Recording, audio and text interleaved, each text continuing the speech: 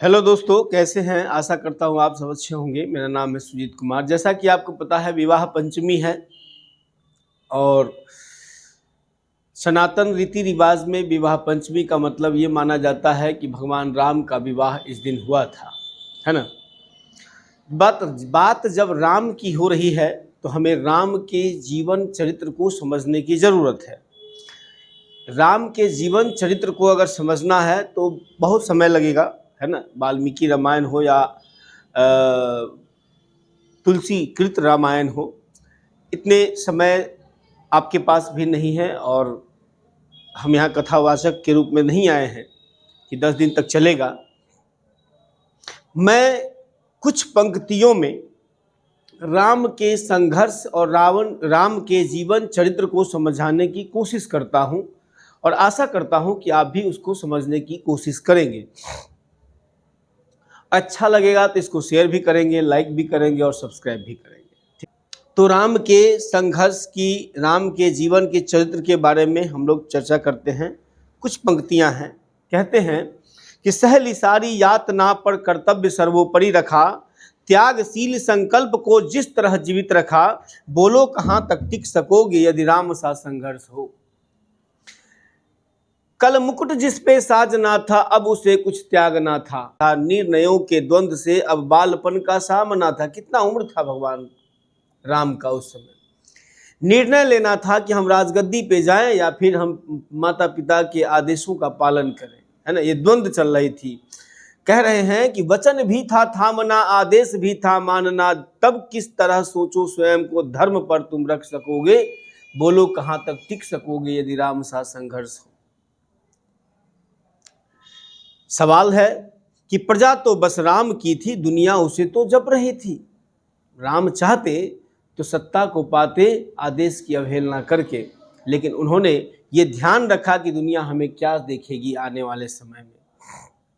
इसीलिए कहा गया कि प्रजा तो बस राम की थी, दुनिया उसे तो जप रही थी। वचन ही था तोड़ देता, धर्म ही था छोड़ देता, पर पीढ़ियां क्या सीख लेगी, राम को चिंता यही था। हो छिन रहा एक क्षण में सब कुछ, सोचो एक क्षण क्या करोगे, बोलो कहां तक टिक सकोगे यदि राम सा संघर्ष हो। केवट न जाने क्या किया था, सौभाग्य जो उसको मिला था। सबसे इसमें मालामाल जो है, धनी जो है, केवट हुआ है ना। पूरा परिवार तर गया राम के चरणों में को धोकर। केवट न जाने क्या किया था, सौभाग्य जो उसको मिला था, राम से ही तारने को राम से ही लड़ गया था। सोचिए ये भक्ति का कितना प्रकोप है कि भगवान राम से लड़ गया कि भाई हमें तार दो। कुल वंश जिसके तर रहे थे, सब राम अर्पण कर रहे थे। जब सब कुछ हो बिखरा हुआ, इतने सरल कब तक रहोगे, बोलो कहां तक टिक सकोगे यदि राम सा संघर्ष हो। है याद वो घटना तुम्हें जब राम थे वनवास में, है याद वो घटना तुम्हें जब राम थे वनवास में, सिया थी हर ली गई, था कौन उनके साथ में, है ना। कुटी जब सूनी पड़ी थी, दो भाई और विपदा बड़ी थी। सोचिए किसी की पत्नी हर ली गई हो किसी अन्य पुरुष के द्वारा, दो भाई हो, विपत्ति का अंबार बना हुआ है, उधर पिता का डेथ हो गया है, इस सारी सूचना मिली हुई है और तब ऐसे विपत्ति के घोर में दो भाई हैं मात्र। कुटी सब सूनी पड़ी थी, दो भाई और विपदा बड़ी थी, बोलो ऐसे मोड़ पर तुम धैर्य कब तक सह सकोगे, बोलो कहाँ तक टिक सकोगे यदि राम सा संघर्ष हो। धैर्य की परीक्षा थी वो और बुद्धि विवेक की परीक्षा थी। कहते हैं वह तो स्वयं भगवान था, पर कहाँ उसमें मान था। कोई स्वाभिमान थोड़ी, चाहते तो तुरंत रावण को पटक देते वहां उठा के, तो दिव्य शक्ति था, लेकिन उनको पुरुषार्थ निभाना था, है ना। तो इसीलिए कहता है कि वह तो स्वयं भगवान था, पर कहाँ उनमें मान था। किरदार भी ऐसा चुना जिसमें सिर्फ बलिदान था। समाज को दिशा देने के लिए ये किरदार राम ने निभाया। मर्यादा के प्राण थे, रघुवंश के अभिमान थे। मर्यादा के प्राण थे और रघुवंश के अभिमान थे, बोलो राम के अध्याय से एक पृष्ठ हासिल कर सकोगे, बोलो कहां तक टिक सकोगे यदि राम सा संघर्ष हो। दोस्तों राम की कथा को इतने आसान तरीके से समझाना बड़ी मुश्किल है। बस अंतिम पंक्ति में बोल रहा हूं कि व्यथा इतनी ही नहीं है, यह कथा इतनी ही नहीं है।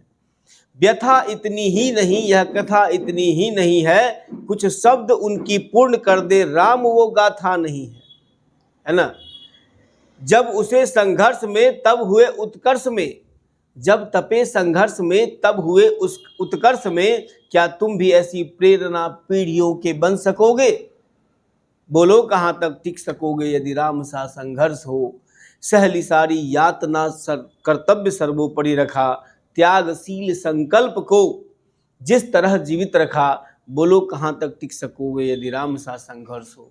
दोस्तों, विवाह पंचमी पर पुनः मैं आप लोगों को बधाई देता हूँ।